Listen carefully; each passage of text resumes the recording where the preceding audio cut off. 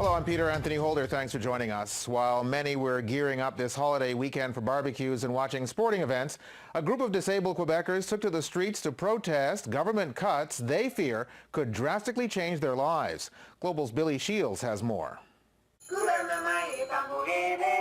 On a Labor Day weekend that is generally a time for rest, demonstrators took on a grueling march, heading from Parc La Fontaine to downtown to get the word out that thousands of Quebecers are tired of being ignored by the province's government. A lot of people have very huge problem with access to home support services, which means that some people are forced to live in CHSLD.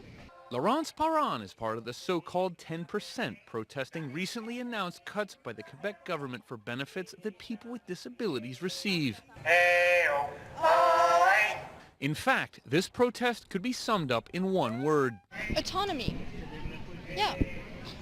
The understanding that that people with disabilities have their own interests and their own needs. Autonomy that disabled people have to fight for on a daily basis. Parent, for instance, says cutting pensions for services one could get at home would drive more and more Quebecers with special needs to assisted living centers. Not an ideal scenario. People don't get to decide when they want to get up, when they want to get out, what they want to do, what they want to eat. So basically, it's like a prison for many people. People like Daniel Lafleur. He says new financial rules would cut off his pension if his spouse has income. The system for handicapped people, it's not fair. In the spring, Premier Pauline Marois quietly tabled a group of budget cuts, with some affecting people with physical disabilities set to take effect next year. Ils ont investi cet argent-là.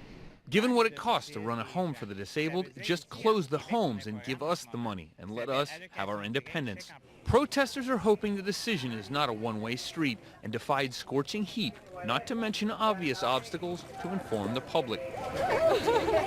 The provincial government did not respond to comment requests during a long Labor Day weekend, but demonstrators are hoping that their message gets out.